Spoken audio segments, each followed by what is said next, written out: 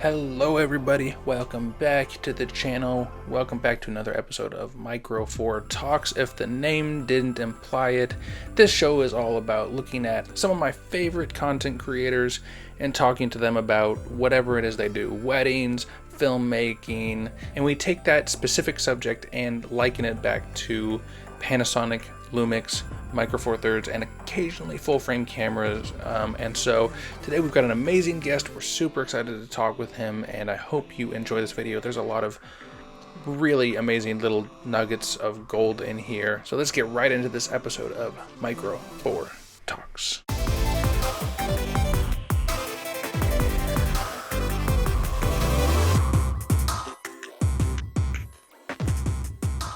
Hello everybody, welcome back to the channel. Welcome back to another episode of Micro 4 Talks. Today we've got Shane talking with us about Lumix cameras and pretty much anything else that might come up. How you doing, man? How you doing? Thanks for having me. Of course. And your channel is Geeky Nerdy Techy. Is that the right order? Yeah, I've never loved that name, but that's what it is right now. Who knows? It may change in the future, but that's it. Geeky Nerdy Techy is my my tech channel. I sort of try to cover a bit of everything, but now it's leaning more, camera centric over the last year or so, maybe 2 years now. It's always interesting to see where these things come from, or how people ended up on them. So yeah, I kind of like having something a little bit more unique that still kind of hints at what it is. I try to do that across a couple of different channels, just so people have some sort of understanding of what they might be in store for, as opposed to just your name. Because I think that type of branding works really well, and it's a bit more personable, but it doesn't often let anyone know what exactly they're in for. That's the Geeky Nerdy Techy thing could be like almost anything, and it's sort of, I would hope it hits sort of like a broad interest, at least, something like that anyway. And I think it fits pretty well too, not to go too in the weeds on this, but I was just thinking about your channel the other day, and it really is like, a lot of it is super nerdy stuff, but a lot of it is like the sort of geeky techie thing, because you do pretty in-depth tests, but you're also not really scientific based. You're more like results based, which is the same as me. So you're very professional, and you're very good at doing these tests and comparisons, but they're also very like lighthearted, and you keep it fun. I don't know. It's a unique blend that I always appreciate with your channel. Oh, thanks for that. Yeah, I've always tried to be not too caught up in specifications. I always feel like, a great example of this, anytime a new camera comes out, if it shoots a higher resolution, everyone's generally jumping on the bandwagon, but it might have 3 other things about it that aren't right for most people. So I'm more about the practical, hands-on experience of using anything and trying to make the most out of it, rather than obsessing about like micro specs at the end of the day that don't matter in 90% of shooting scenarios. There's always those things that will matter to some people depending on your scenario, but I'm definitely more of a hands-on guy. I've produced over 3,000 videos or something on my other channel, and in that time I've just come to learn that like whatever the best tool is for the job is the right tool, sort of irrespective of if it's the latest and greatest thing. And anytime I review something, I want to showcase like it's the things that you need to know about it in more of a hands-on user way, because the specs don't always translate to usability. It's definitely true when it comes to a lot of cameras. I 100% agree. I mean, my favorite camera to use is the GH6, and I'm shooting 1080p for almost, maybe 80% of my work still. So the resolution, it does 6K is great, but it's not really what draws me to the camera. And sometimes what draws me to the cameras is not even tangible at all. It's really kind of hard to describe, honestly. Yeah, it's a accumulation of like what it can do, the end result mixed with the fun factor. I think a lot of people they nitpick specs too much, and they don't understand, like, not everyone works it the same way either. So one person might dismiss something, and someone else might love something else because of 1 or 2 features, but there's those equal features and benefits of another system that can be used in a completely different way. I feel the same about the GH6. It's still one of my favorite cameras to use, as is the GH5 Mark II. I think that's arguably one of the most underrated cameras. I know you've spoken about that as well. It's like no one speaks about that camera anymore, but it's like 95% of the way there for anyone making content online. It really is a great little camera. I've got one sitting right on my desk right here as well. So I know we can't see each other, and people don't realize that, but yeah, it's a great little camera. So yeah, I just use whatever I enjoy mixed with what gives me good results, and then you've got to pick the right tool for certain other types of jobs, which might be something completely different. Yeah, exactly. And, you may have revealed a upcoming video on my channel. I really do think a lot of people should take a look at that as a serious option, depending on what they do, of course. But I am kind of curious.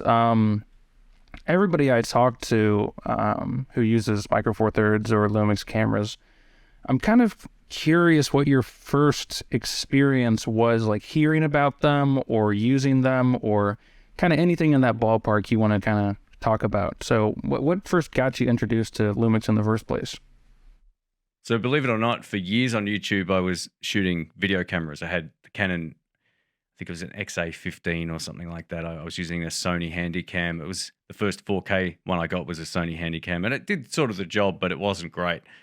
I watched a good friend of mine, Steve from Boston. If you ever watch this, I have you to blame.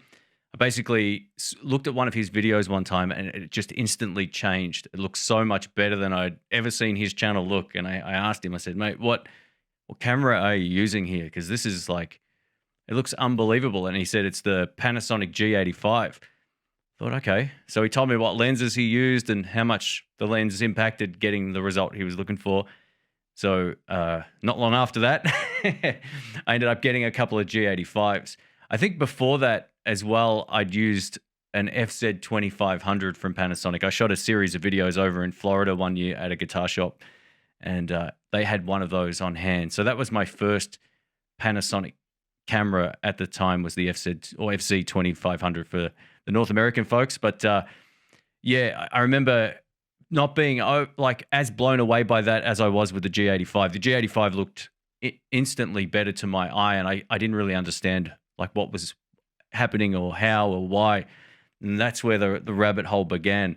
And after getting a couple of G85s, there was a GH5, and I remember all the hype. DP Review, or I think it was Camera Store TV back then, Jordan and Chris did a video on that, and that was the one that sold me on the original GH5, and Caleb Pike's videos as well. His videos were great on the GH5. So I thought, okay, I'm going to get a GH5. So this was not in a matter of weeks either. This was over the course of many months of waiting and researching and, looking at all the tests and going down that rabbit hole that is camera life. But yeah, I ended up getting a GH5, and I ended up really getting into Micro Four Thirds. I was fortunate enough to travel a lot with what I do on my other channel, and having small lightweight cameras that could shoot 4K 60 or 1080p at 60 frames per second on the G85, and that was great. It was like just a great way of getting much more professional looking results. And those cameras still hold up today, even with all the expensive cameras. You can still make them work. And yeah, that's sort of like where that whole rabbit hole began. And then I think after that, it started to become more like the law of diminishing returns was kind of kicking in. I would spend eventually way more money on something, and it was good, and it had an advantage over my old one, but it wasn't like exponentially better like it was going from like a camcorder to a Micro Four Thirds camera. But yeah, that's kind of like I think the G85 was the first time I knew I had the bug, and then after that, I bought and sold a lot of stuff.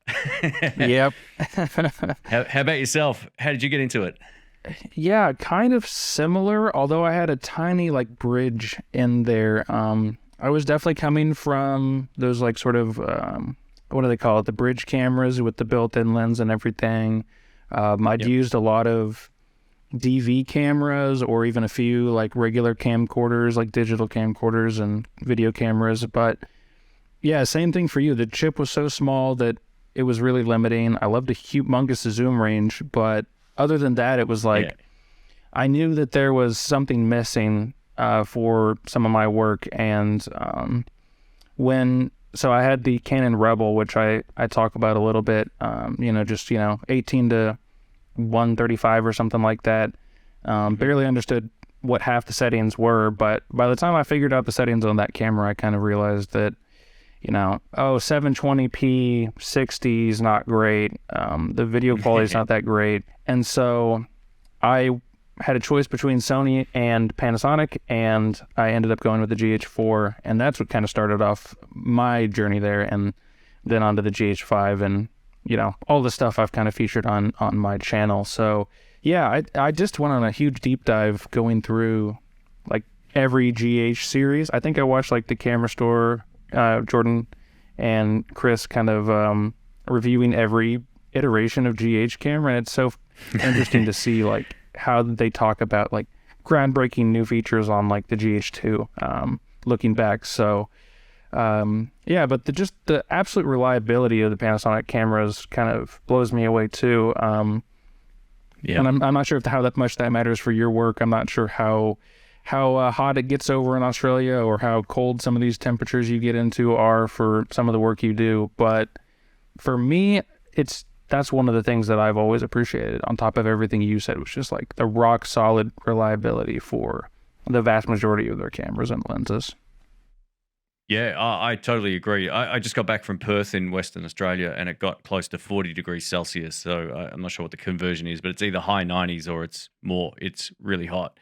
And no overheating. I didn't even know overheating was a thing until some of the other camera brands, all the reviews go up and you hear about all the overheating issues. And I shoot a lot outside in the park. In the studio here, it doesn't really get that hot inside, obviously, but I do a lot of stuff outside as well. And last thing you want is the camera overheating. It's just like, how is that even a thing? And how can they release something that overheats if it's, say, 35 degrees Celsius, which might be like 90 something, early 90s Fahrenheit. So yeah, it's crazy that not all cameras are as reliable and robust. For me, it was always about the form factor. I liked the fact that it had, well, actually it was a lot of things. I liked the IBIS. I liked the form factor. The handling was always good, and it was fun to use. I find some cameras kind of boring, even though they might have different features that work in certain scenarios.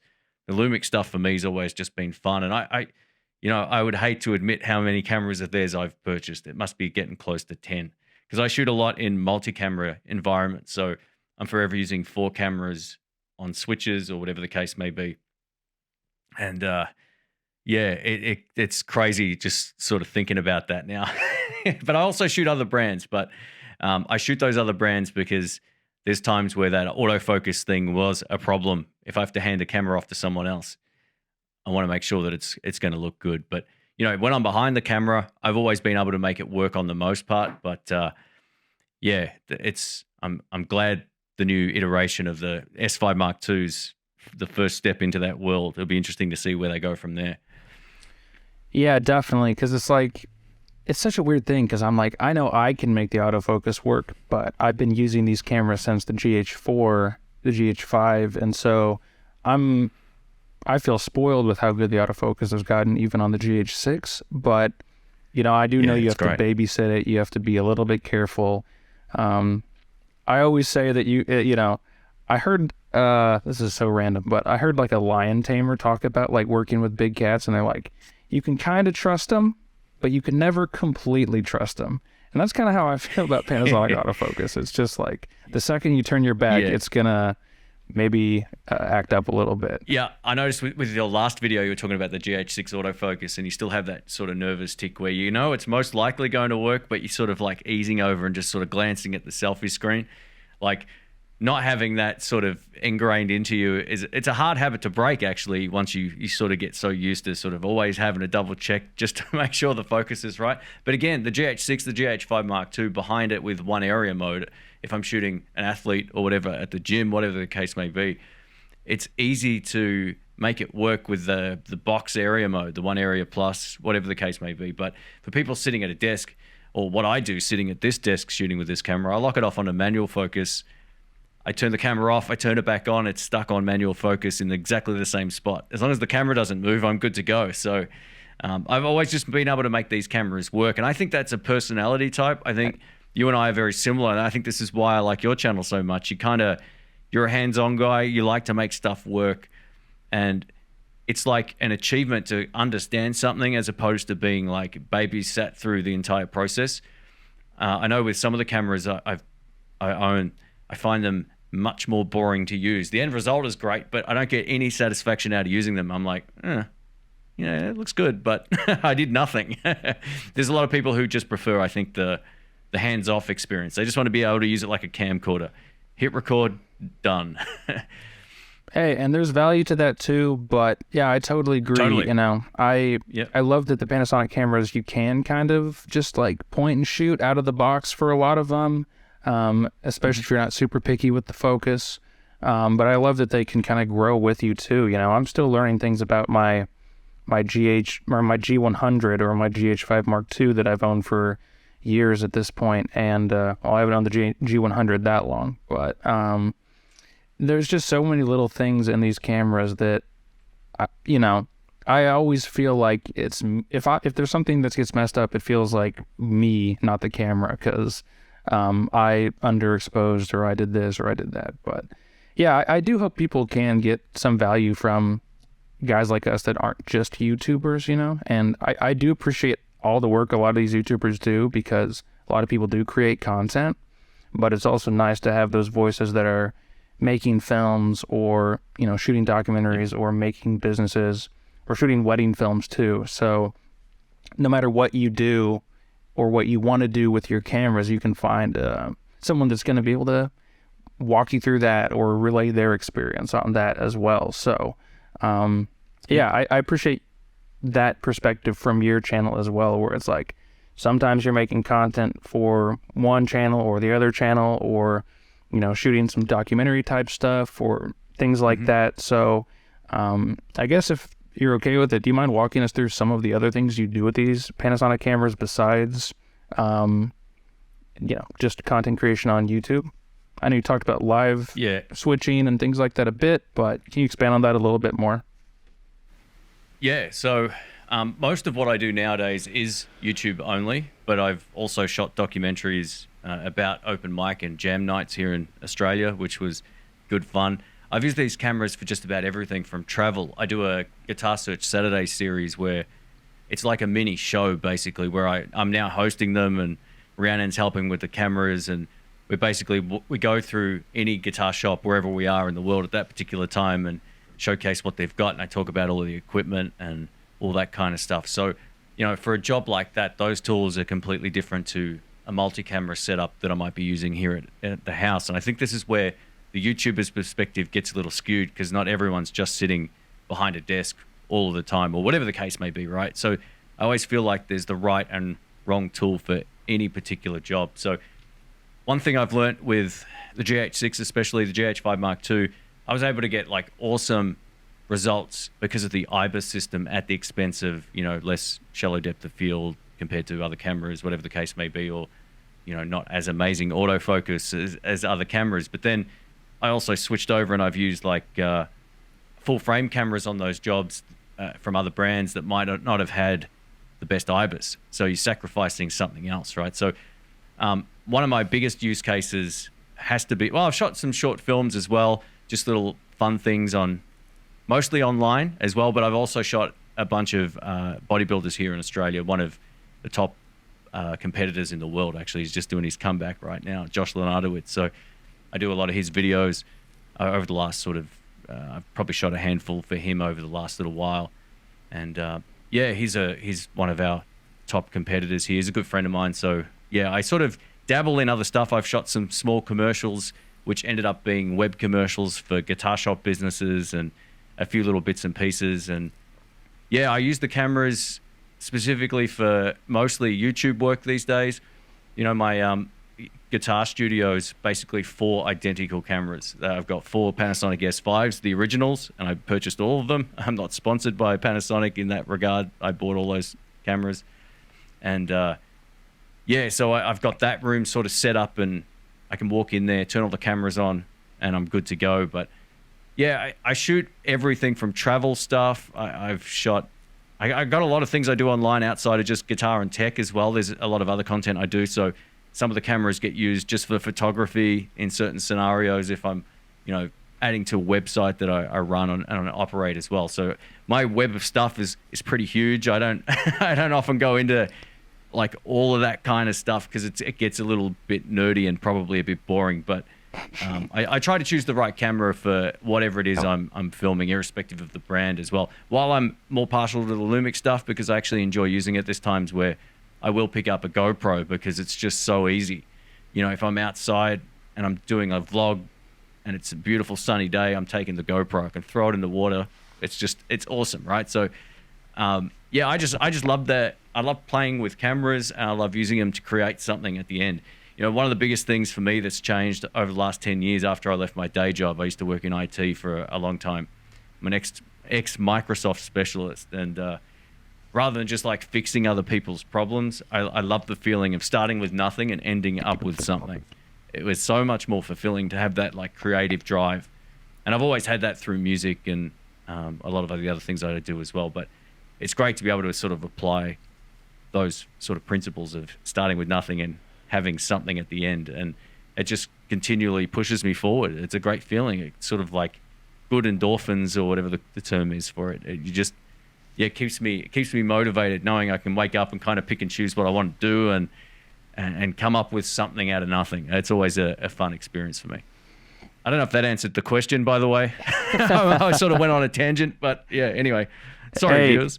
We are both great at doing that, and so I don't even remember what question I asked originally, but, you know, this is actually something I did want to talk about because one thing I struggle with as, you know, videographer, cinematographer, content creator, and I'm sure a lot of other people do, is that balance, you know, because obviously you're running a business or multiple businesses, depending on how, you know, you have it set up.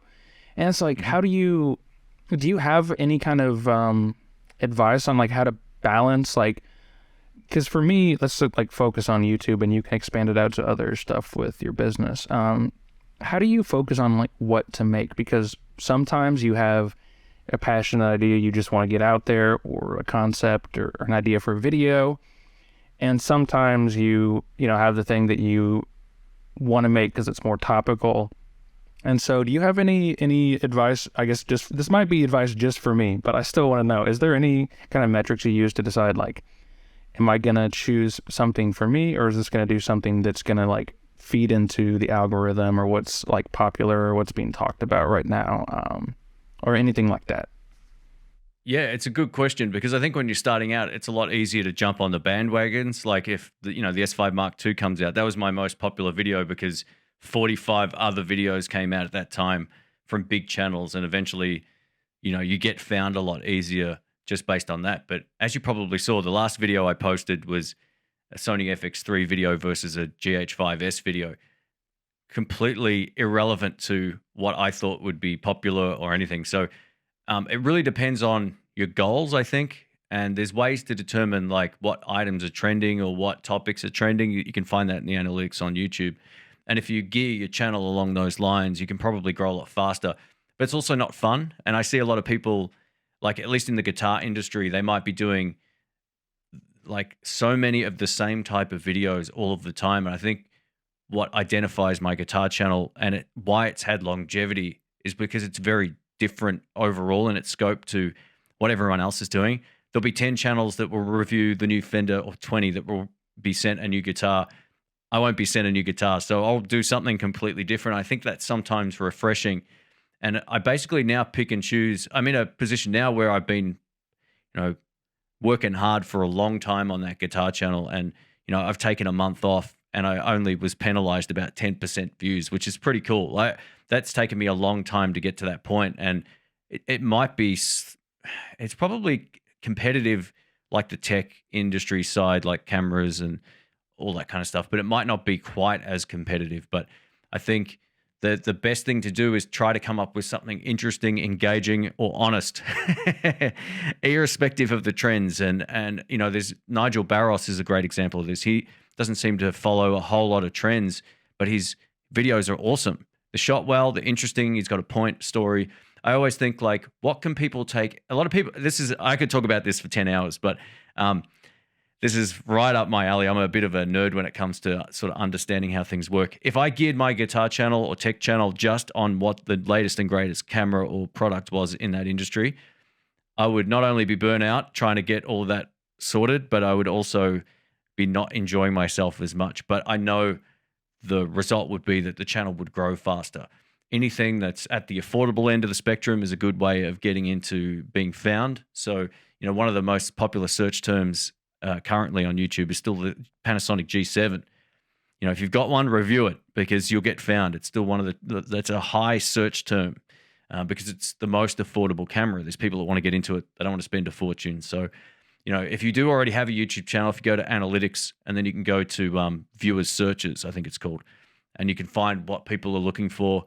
I do that from time to time. I'm like, I'm curious to see if this would be a hot topic now or not.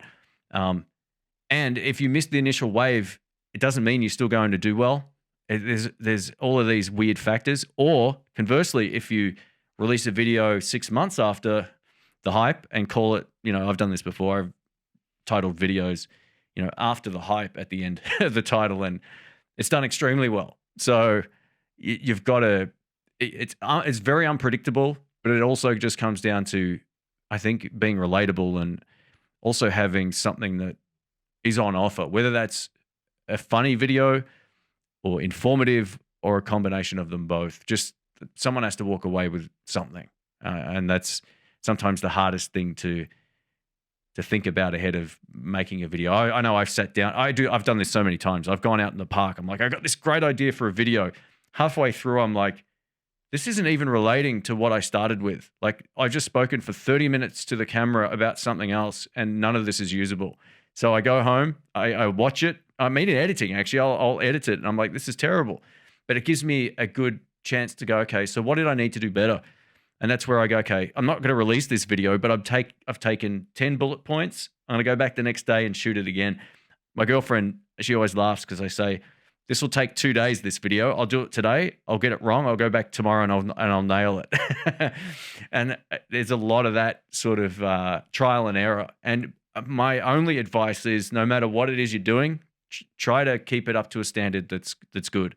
So whether that's good audio, good video quality, to a point, even an iPhone, it doesn't really matter. You can make all of that stuff work, but it just has to have a point. A lot of people think that the algorithm is biased towards them, but it isn't. You've just got to have the standard up to kind of compete with what's going on in that particular niche. And, if you've got a tech channel and you've got a, bad lighting and a terrible camera and horrible audio, no one's going to take you seriously, right? Like, why would they be watching the video? So, or when there's Gerald Undone, you and a million other people that, are producing great content. So it all sort of comes down to just doing your best at the time. Learning and improving is another thing. Like, every year I try to make something better than last year, whether that's my lighting is something I'm focusing on more than anything right now. But, and I think that makes the biggest difference. But, I'm always just trying to up the ante from the year prior. That's always been a thing for me. That's just the personal thing. I'm like, okay, I need to keep this interesting for me, and I also want it to look better. How can I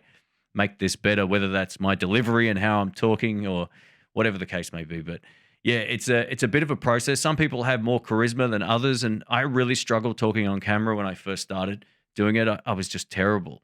And a lot of people said they couldn't understand me because of my accent at the time. So I kind of lost a bit of that over the years. But I'm talking like myself now. These podcast sort of things are great because it gives you a chance just to sort of rap, in a way that's you. And I appreciate it. So thanks. Oh, for sure. I'm hoping you're having as good a time as me, because I'm half these questions. I mean, I don't hide it.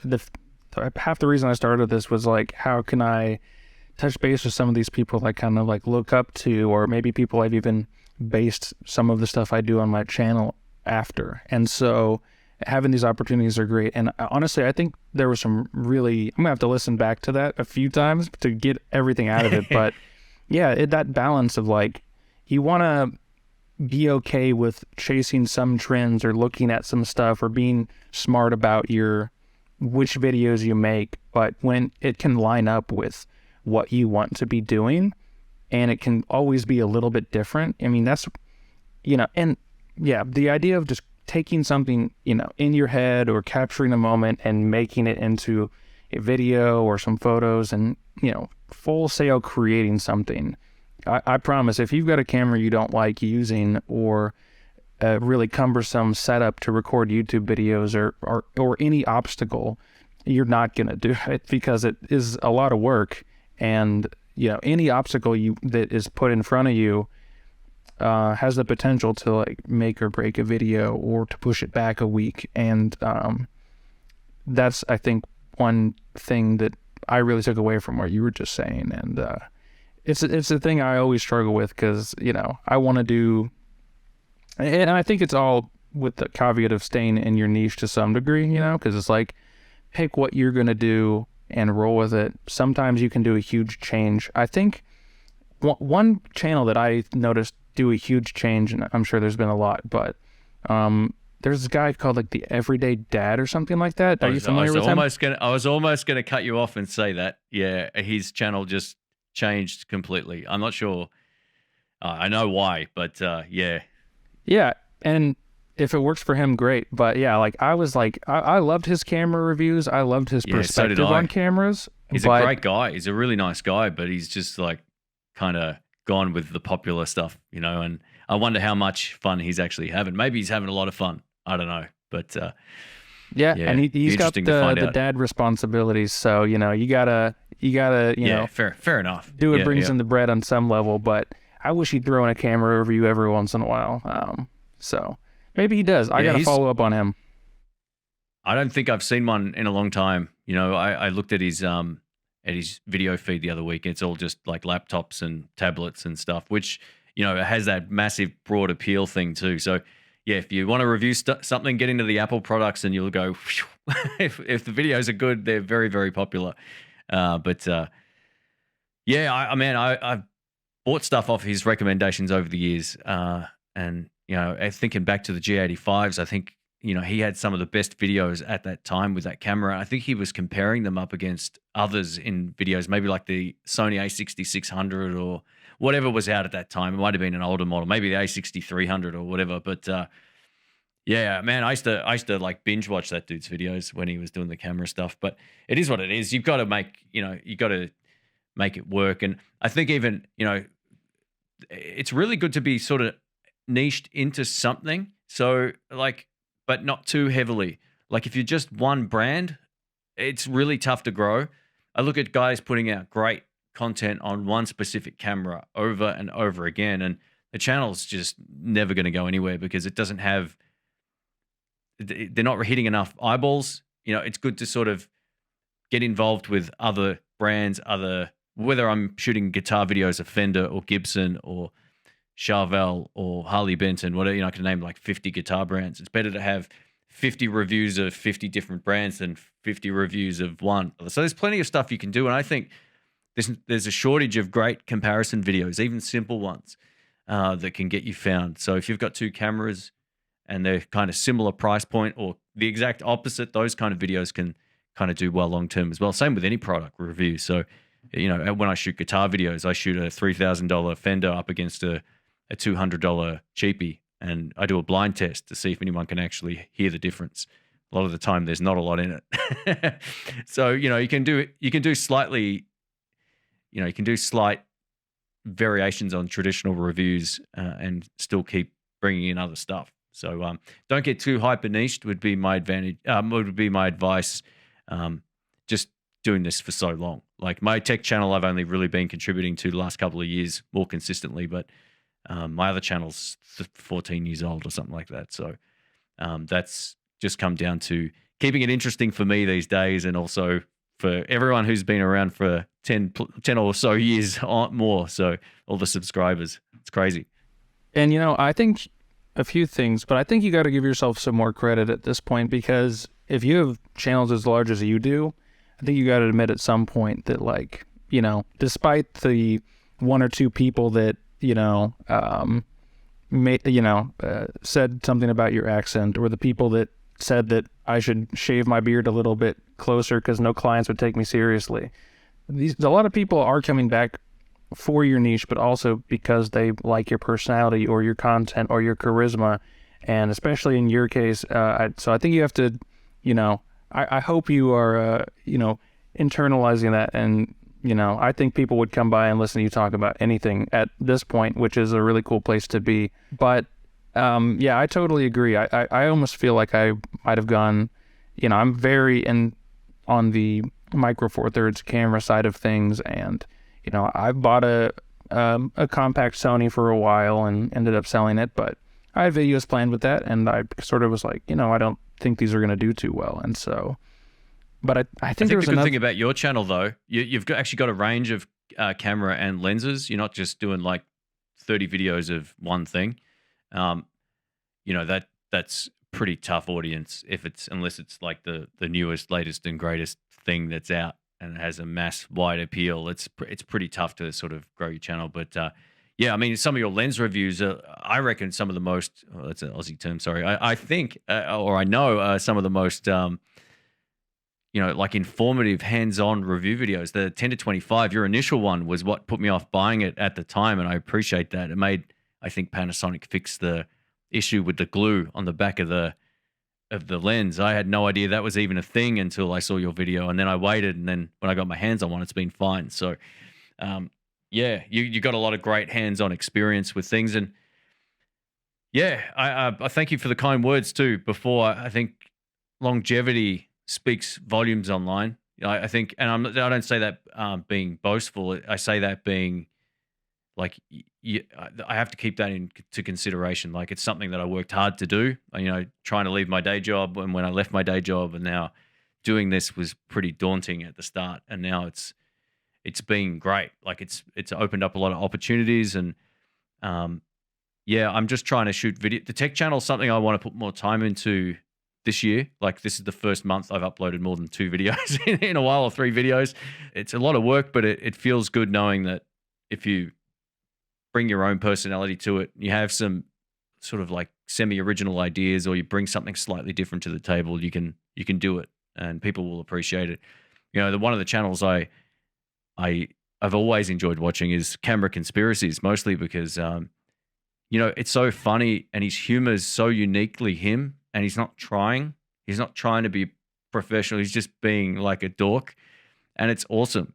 Like, he's, you know, he does a great job at that, and that's more relatable long term than I think trying to put on a show about how professional you are, and you know, all that kind of stuff. I don't know. Sometimes that can work if you are actually great at what you do, but I know a lot of channels, especially with other niches on YouTube, they tend to oversell their capabilities musically or whatever the case may be, and there's not always a payoff to it at the end. But yeah, there's so many different ways you can bring something unique to any niche on YouTube. You just have to be different and stand out and have good quality, and I think it'll sort of take care of itself. But it still comes down to hard work and a lot of trial and error. Videos I've spent 40 hours working on never took off, and others that I spent 15 minutes working on took off and got 1 million views. So it's like, how does that happen? Yeah, it doesn't make any sense. I don't know. I don't know if you follow Film Riot at all, but they recently put out a video, and they were like, "Yeah, by far our most viewed video is also by far our worst video." They're like, everything went wrong. We scrapped 5 ideas.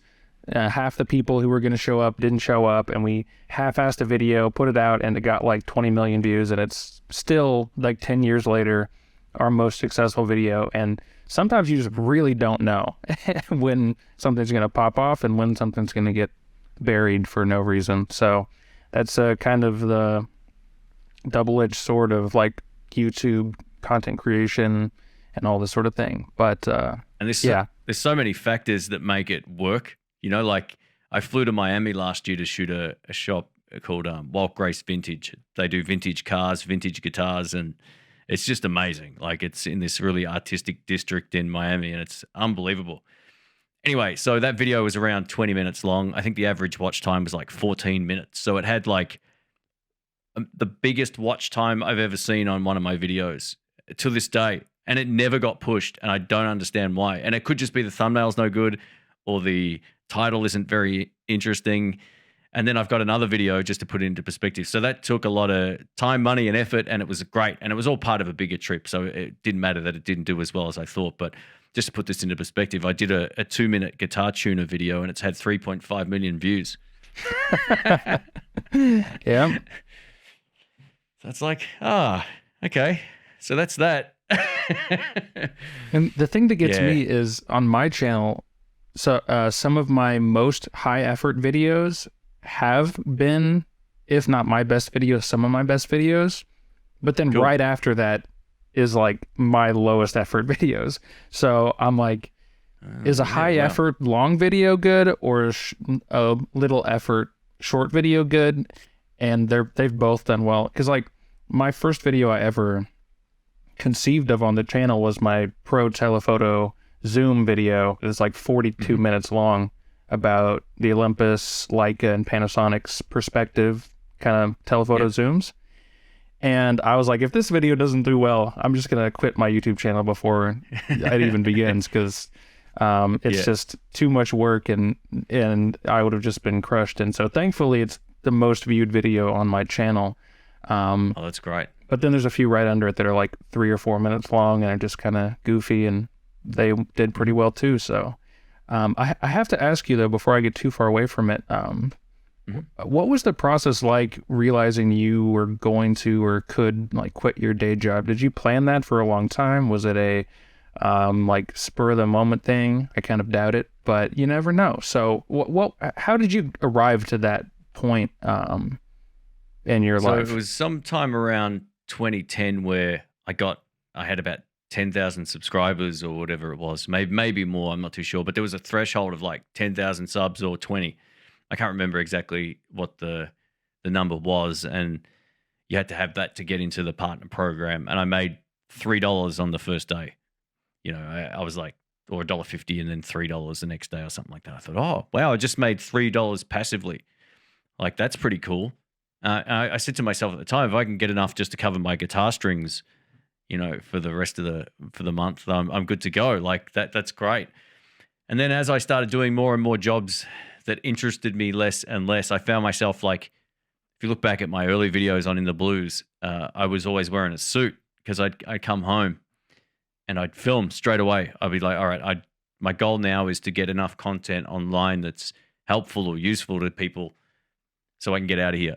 That was my goal, right? So I made every effort to borrow everything I could off all of my friends. I got so many people to thank, and I thanked them when I hit 100 million views on that channel. It was like I had so many good friends. They just let me borrow all of their music stuff. They contributed by being on the channel, and I was just trying everything. I was working really hard. Coming home, you know, a lot of people used to say, "Hey, why do you drink so many of these, half-liter energy drinks?" And I'm like, oh, I'm just tired. You know, I never told anyone. I was just like getting home, working till almost midnight, getting up, going back to work, coming home and doing that most of the week. So I was doing 4 or 5 much lower production videos a week back when I was working full time. And eventually I said, I just got to take a chance. So I got rid of all of my debt. I sold my car that had a lot of money owing on it. I got rid of that. I paid it off. And got rid of that. That was the biggest mistake I ever made in my life financially, buying a car you can't afford on credit. So don't ever do that. After that, I ended up just saving up enough money. I said, this should last 6 months. It wasn't much. And I was making jack on YouTube. I was making maybe, I don't know, $500, something like that at the time. And I was sharing a place. So it was a bit easier financially. And I had enough money there. And I tried a few different things. I imported some stock. I sold some stock. Not like tangible goods. Like I actually imported products and then sold them online. So not actual stock market stuff, just to be clear. But so I tried a whole lot of things. And I ended up just going all in. I thought I got to take a chance. If I don't do it, I'm going to be miserable. I'm not getting any satisfaction out of my day job. The wage is capped. Like I might get 2% increases yearly, whatever the case may be. And I just didn't see that as a future I want to live in. I just thought I can't keep doing this. I'm a big believer in doing anything that you enjoy and trying to make it work. It took 3 years. It took 3 full years before I matched my wage at my old job, pretty much, give or take. So I could have got sponsors on my channel. I could have got paid review videos and all that kind of stuff. But at the time, I wasn't interested in that. I wanted to do what I wanted to do. It was really stubborn. At the expense of earning extra money, I thought I'm just going to go all in and try to make try to be as creative as I can within that space and try to make it work. And I don't even know how it happened. It just happened through a lot of persistence. And, the great thing about what I do, if you get products in, disclose it, but then it sits in the cupboard for 6 months. And then I was like, I got to start selling stuff. So my model was to review whatever I was interested in, that I was allowed to keep, and then flip it. And that's how I started paying the bills. And that changed things a lot. And then there were other factors I added in too. But to go back to your question, it was just like I could feel my soul getting sucked out of my body going into work every day.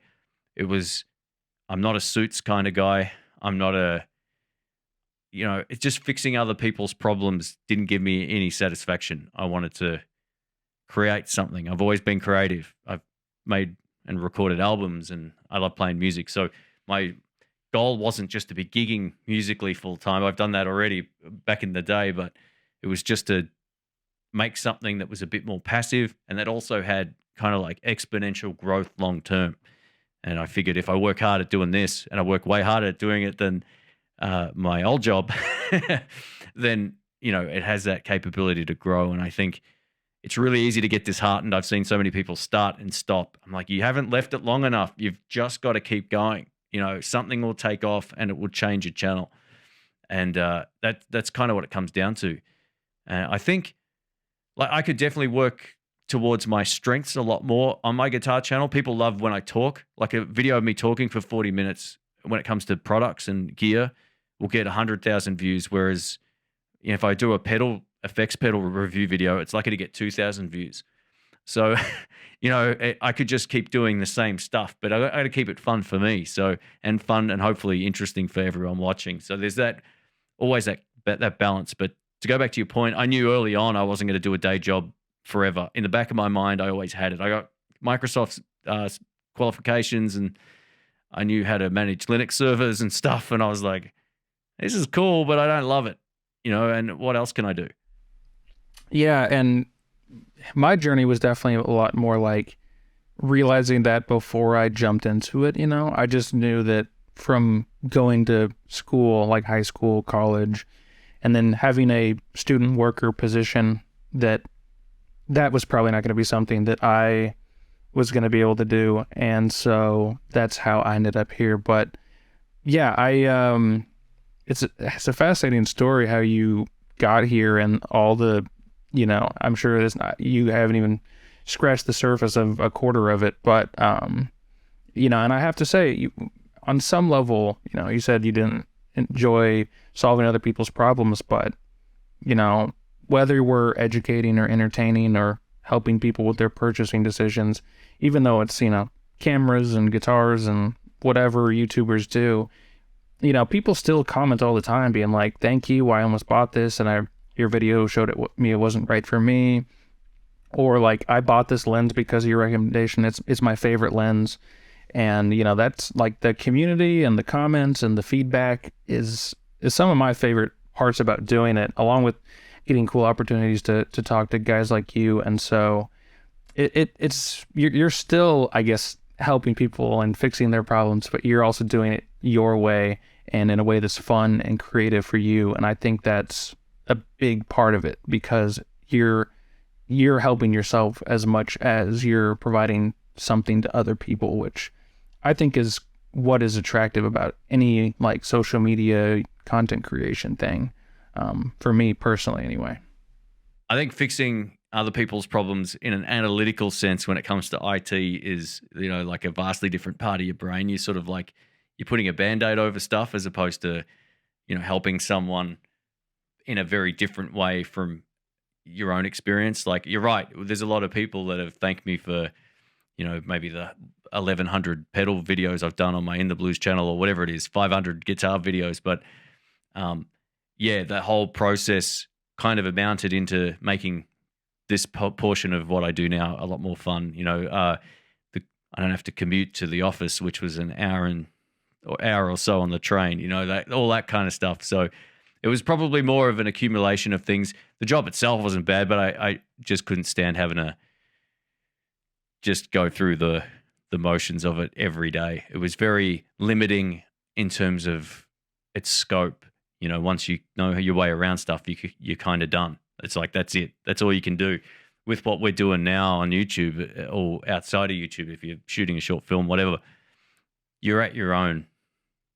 You can be as creative as you like, basically, right? So that to me is really fun. And sure, yeah, you're still definitely helping people, and it's great to put out information that people can take in and also make up their own mind as well. I think a lot of people blindly sort of follow people's information, and I'm always like, well, what works best for you? What are you playing? It's like, what camera should I buy? That kind of question. I know Peter Gregg gets that a lot on his channel. It's like, what do you need it for, right? So that's, you're troubleshooting in a more fun way, at least, anyway. So that's the way I kind of look at it. Yeah, well, hey, I can't say that everybody should quit their day job, but if you do, this is not legal or life or financial advice, but, those taking risks, but taking smart and calculated risks and finding that balance like you seem to have done, I think is really important. And so I hope everybody got a decent amount of information or life lessons. It kind of went in its own direction, this conversation, but I really think there's a lot of great stuff in here for people who want to own their own business or start on YouTube or anything like that. Anyway, I really do want to thank you for talking about this stuff and kind of being open with stuff. And hopefully this was a cool avenue for you to kind of be able to talk through some of this stuff that, like I said, just doesn't really, make sense normally for either of our channels. And I thought it was a great discussion. So I appreciate you coming on, man. Oh, no worries. It's been fun. Thanks again for having me. It's fantastic. Thanks.